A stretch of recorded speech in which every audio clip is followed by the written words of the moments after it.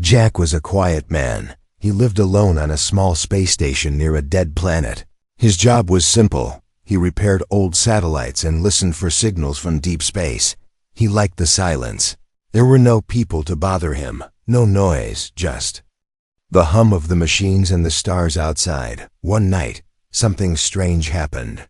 An alarm started ringing loudly. Jack jumped from his chair, surprised. The red light flashed, showing an emergency signal. He ran to the control panel and looked. At the screen, a small pod was falling fast, heading straight for his station. There was no ID, no warning, and no contact, just silence.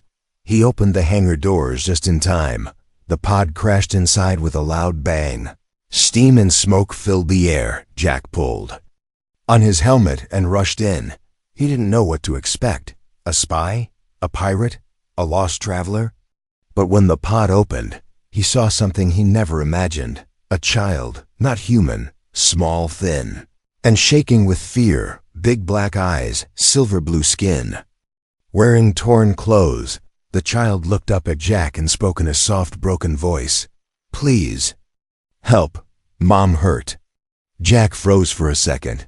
Then he moved quickly. "Where is she?" he asked. The child pointed deeper into the pod. Jack stepped inside and found an alien woman lying on the floor. She was bleeding, her eyes closed. She was barely breathing. He carried her out gently and placed her on a medical bed. The child followed, holding Jack's arm. "Please, save her," the child said. Jack looked at the wound. He wasn't a doctor, but he had basic first aid tools. He cleaned the wound, stopped the bleeding, and gave her oxygen. Hours passed. The woman stayed unconscious. The child sat by her side. Holding her hand, Jack brought some food and water.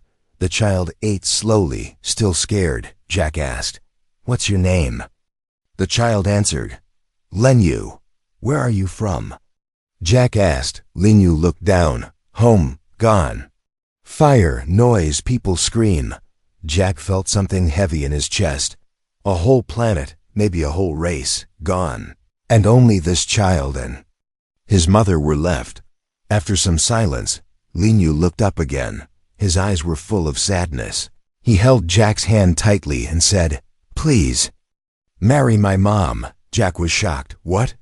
Why?" he asked, confused. Lenyu spoke slowly, trying to find the words. "She needs someone or she die. Alone." Jack stared at the boy, unsure what to say. That night, Jack couldn't sleep. He looked out at the stars and thought about what had just happened. He was just a man with a small job. He never wanted adventure, never wanted trouble. But now, 2 lives were in his hands. He went to check on them again. Solari, the name written on the pod, was still unconscious. Lenyu was asleep beside her. Holding her tightly, Jack covered them with a blanket. He sat in the corner, thinking. He didn't know what to do next. He didn't know who these aliens were, why they were here, or who was chasing them. But he knew one thing. They were scared. They needed help, and maybe, just maybe, he was the only one who could help them now. Suddenly, a small red light blinked on his main console. Jack stood up quickly and checked the screen. It was a signal, strange, encrypted, and close.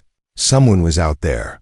Someone had followed the pod. Jack looked back at the sleeping aliens. He whispered to himself, "What did I just get myself into?" The stars outside remained silent, but danger was coming. And Jack knew that this was just the beginning. The stars outside the window were still. But inside Jack's space station, nothing was calm anymore. The silence had become heavy, like something was watching from the dark. Jack stood by the control panel, staring at the red blinking dot. A signal, strange and quiet, but getting closer. He didn't know what it meant, but he had a feeling it wasn't friendly. Behind him, soft footsteps echoed in the hallway. Jack turned, surprised. Solari was awake. She leaned against the wall, weak but standing. Her eyes were deep purple, glowing softly under the dim lights. Jack rushed to her. "You should be resting," he said. Solari looked at him, calm but tired. "No time for rest. She whispered. They found us. Jack felt a chill run down his spine. Who? He asked. Solari glanced at the ceiling. Hunters. They don't stop until we are gone. Lenyu appeared behind her, holding her hand. His small face looked older now, not in age, but in fear. He had seen too much for a child. Jack helped Solari to the med room. As she lay down, she began to speak slowly. I was a scientist, she said. My planet, Verana, was peaceful, strong in knowledge, not war. We found something, a power, hidden deep in our world. Jack listened closely. What kind of power? He asked. Solari hesitated. Something ancient, she replied. Something others wanted to control. Then she looked at Lenyu. It's inside him now, she said, her voice shaking. The last piece of our world. Jack couldn't believe what he was hearing. This small boy was carrying something powerful, something dangerous, and someone wanted it. Outside the station, the scanner beeped again. 2 ships, approaching fast. No ID, no response, just silence. Jack turned off the outside lights and locked the doors. He moved Solari and Lenyu into a hidden cargo room. You'll be safe here, he said. He grabbed his old plasma cutter and stood by the airlock. Waiting, the enemy ships docked without permission. 2 men in black suits stepped in. Faces cold, weapons ready, looking for escape pods. One of them said. Jack forced a smile. Haven't seen anything, he replied. Just me and broken satellites. They didn't believe him. One of them scanned the area, the other stepped closer to Jack. Mind if we take a look? He asked, already walking past. Jack's hand tightened on the cutter. But just then, a small noise echoed from the cargo room. Lenyu had dropped something. The nearest man stopped. What was that? Jack acted fast. He swung the cutter and hit the man's hand, knocking the weapon down. A fight broke out. Sparks flew, walls shook. Jack wasn't a soldier, but he fought hard. He had something to protect now. One man ran. The other was left. Unconscious, Jack locked the airlock again. Breathing heavily, his arm was bleeding. But he didn't care. He opened the cargo room door. Solari stood there, eyes glowing brighter. She placed her hand on Jack's wound. Her fingers lit up softly, and the cut closed. Jack stared in shock. You can heal? Solari nodded slowly, only once. And only for someone I trust. Jack looked at her, unsure what he felt. Respect? Wonder? Fear? Maybe all of them. Lenyu stepped forward, holding Jack's hand tightly. He didn't say anything, but Jack felt the message clearly. He wasn't just helping strangers anymore. He was becoming part of something bigger. Outside, the enemy ship turned away. But Jack knew it wasn't over. They would be back, and next time, they would bring more. Solari sat beside Jack. We can't stay here, she said. They'll come again. We need to move. Jack nodded slowly. He looked at Lenyu, then at Solari. I don't know what's out there, he said, but I'm with you. The lights of the station flickered. The stars watched in silence, and deep in space, the real danger was only just beginning. The old ship rattled as it cut through space. Jack gripped the controls tightly. He wasn't a pilot, but he was the only one left to fly. Behind him, Solari held Lenyu close. The child stared out the window in silence. He didn't cry. He didn't speak, but his small hand trembled. They had left the space station only hours ago. Jack had set a course to a hidden route he once used during asteroid repairs. He hoped no one would follow, but deep inside, he knew better. The stars stretched across the darkness, peaceful, cold, and quiet. Too quiet. Suddenly, a red light flashed on the screen. Jack leaned forward. Ship detected. 12 o'clock. Tracking us. Solari's eyes narrowed. They're here, she whispered. The same ones? Jack asked. She nodded. They never stop. The enemy ship appeared in the distance.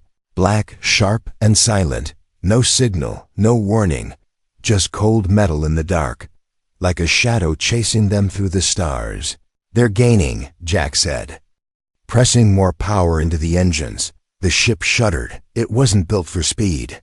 Just repairs, tools, and long shifts in silence. We need to hide, Solari said. There's a dust field nearby. Jack replied, asteroid graveyard. Dangerous. But they can't track us in there. He turned the ship sharply. Lenyu slid from his seat, but Solari caught him, outside. Massive rocks floated slowly, dead machines, broken satellites, frozen bodies from old wars. It was a graveyard of forgotten things. Jack flew between the asteroids, turning off the main engines. The ship drifted silently. Behind them, the enemy ship stopped at the edge of the field. They won't come in, Jack whispered. Solari looked at him. Why? Too risky, Jack answered. They want you. But not at the cost of their lives. For a moment, everything was still. No engines, no alarms, just drifting through shadows. Inside the ship, the lights dimmed. Jack turned to Solari. Tell me the truth, he said. What is inside thee? Boy. Solari looked at Lenyu, who had fallen asleep. She hesitated. Then she spoke slowly. He's not just a child, she said. He's a carrier of knowledge and power. Jack didn't understand. What kind of power? The kind that ends wars, Solari said. The kind that starts new ones, she explained. Before her planet was destroyed, the scientists had saved their greatest creation, a living code made of energy and memory. It could rebuild or destroy entire civilizations, and they had placed it in Lenyu. But he's just a child, Jack said.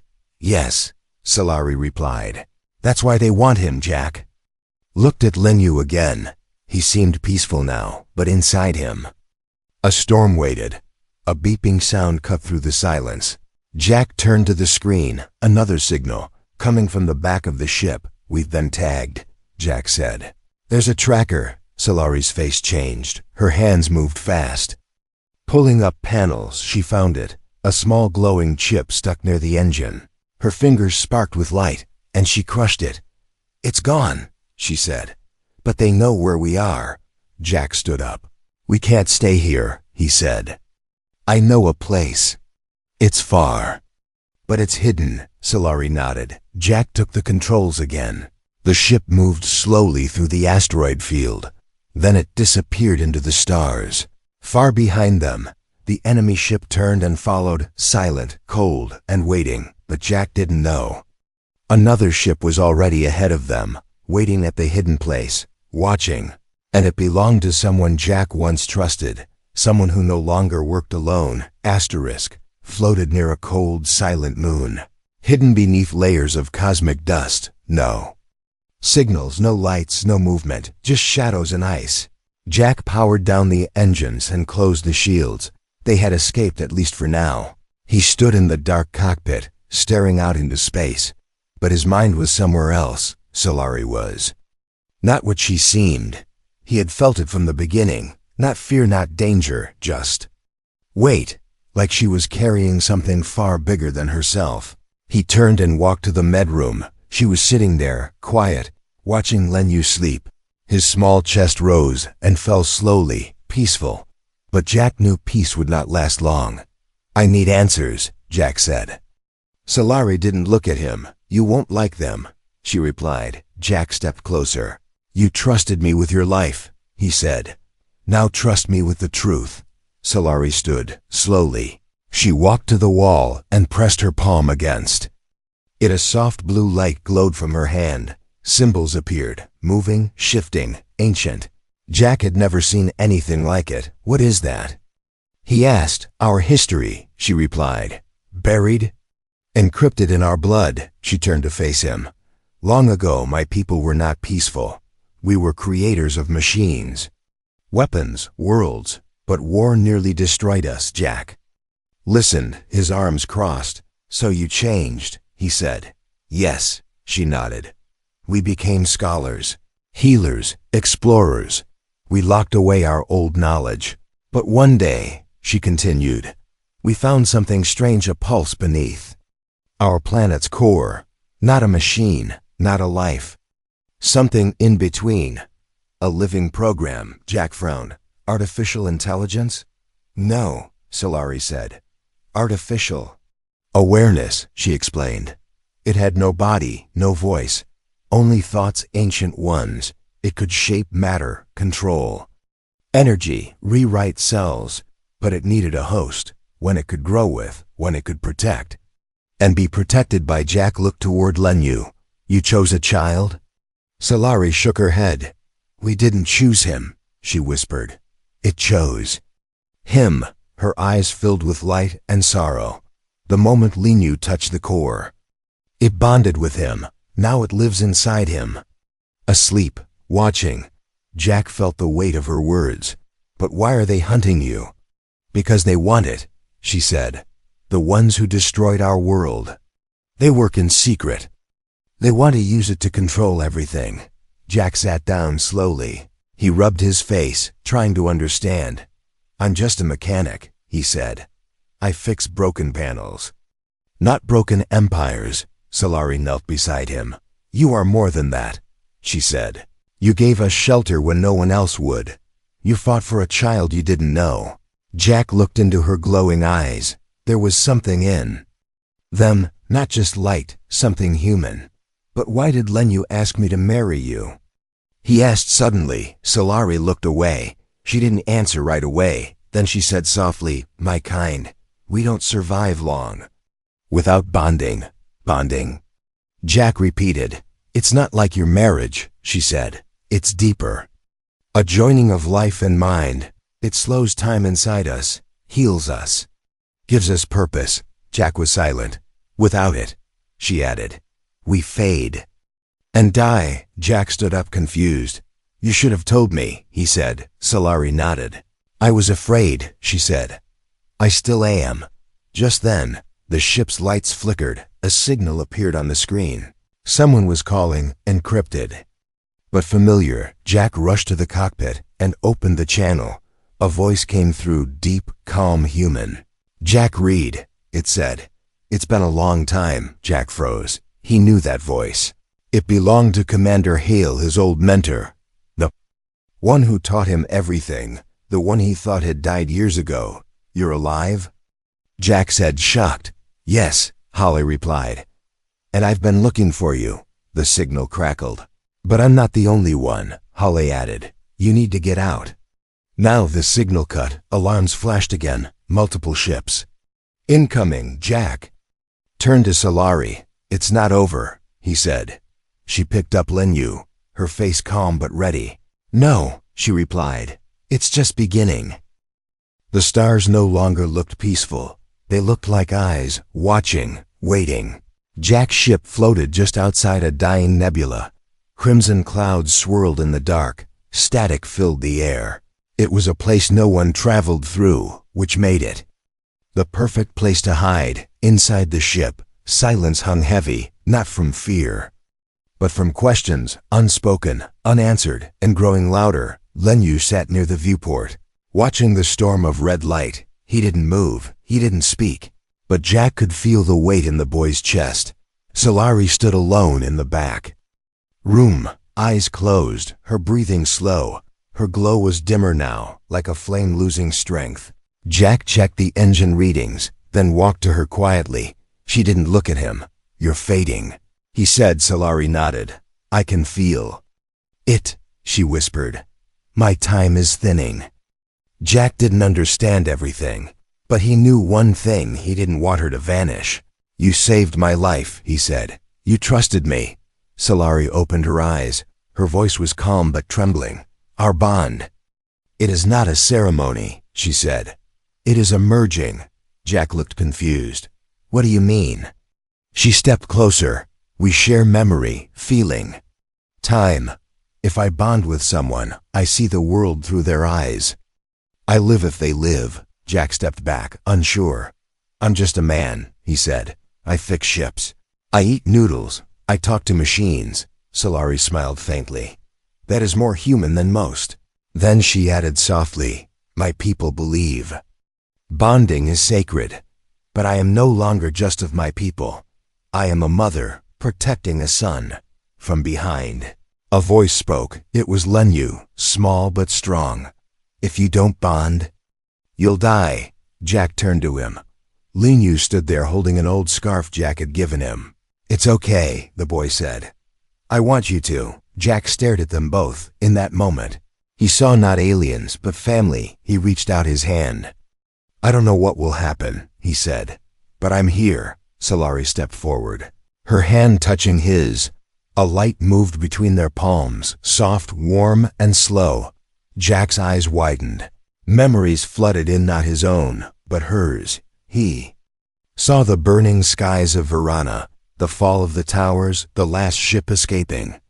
And the first time Linyu opened his eyes, Solari gasped.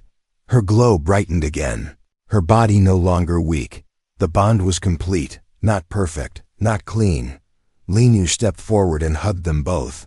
For the first time in a long time, he felt safe, but outside the nebula, danger moved again. A fleet silent and black cut through the clouds, following the last trace of power from Linyu's core. Inside the ship, Jack stared at the new readings. The energy. It's stabilizing, he said, but it's also waking something. Solari looked at her son. He's changing, she whispered. The code inside him is responding. Jack placed a hand on the boy's shoulder. Whatever happens next, he said, we face it together. The ship trembled. As a warning beep echoed, outside, shadows gathered. Enemies were near, but so was something else. Something ancient. Inside Linyu, the stars faded behind them. The nebula was gone, and ahead, floating in the dark, was a broken planet, once called Eridon, now known only in whispers. It was one of the last safe places in this part of the galaxy, a planet hidden behind artificial storms and old war tech. Jack had been there once, years ago, back when he still believed in the system, back when he still believed in people. Now as the ship approached the ruins, a voice cracked through the comms, unidentified. Ship, state your origin. Jack leaned forward. Read. Jack, read, he said. There was a pause, then a reply. Welcome back, Jack. The voice belonged to Rivas. An old friend, once like a brother, a man Jack trusted more than anyone. Until the day Rivas vanished. As they landed, wind blew across the dead soil, lightning flickered in the distance.